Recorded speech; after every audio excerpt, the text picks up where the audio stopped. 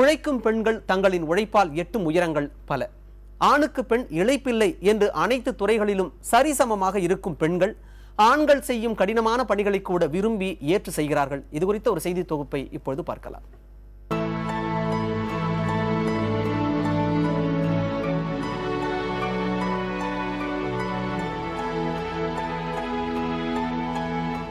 நாங்கள் சப்போர்ட்டர்னா வேலையை செய்வோம். கஷ்டமே நைட்டுமே அப்புறம் செஞ்சுதான் நாங்கள் பௌத்துக்கு செஞ்சுட்டேன். பௌத்துக்கு செஞ்சுதான் தெரியும். 56 வயதாகும் இவர் பெயர் பாலாமணி. சேலம் ரயில் நிலையத்தில் சரக்கு ரயில்களில் மூட்டைகளை ஏற்றுவதும் இறக்குவதும் தான் இவரது தொழில்.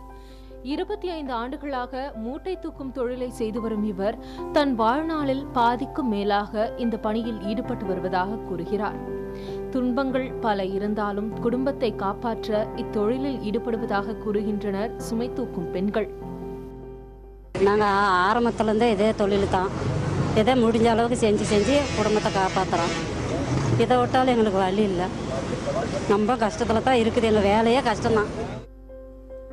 கணவனை இழந்தாலும் கலங்காமல் கடின உழைப்பின் மூலம் சிறிய வருமானமாக இருந்தாலும் குடும்பத்தை வழிநடத்துகின்றனர் இப்பெண்கள்.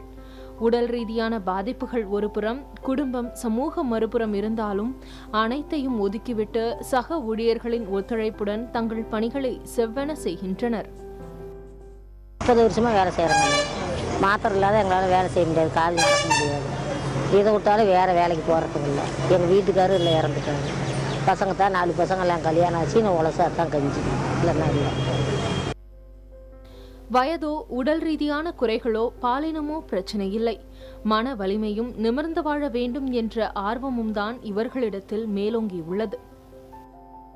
விஞ்ஞானம் மற்றும் தகவல் தொழில்நுட்பம் ஆகிய அறிவு சார்ந்த துறைகளில் மட்டுமல்லாமல் உடல் உழைப்பாலும் தங்களால் ஆண்களுக்கு நிகராக வேலை செய்ய முடியும் என்பதற்கு உதாரணமாக திகழ்கின்றனர் இந்த பெண்கள்.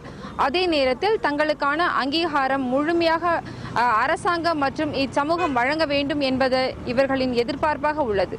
புதிய தலைமுறைக்காக ஒளிப்பதிவாளர் சதீஷுடன் சேலத்திலிருந்து ஜாஸ்மின்.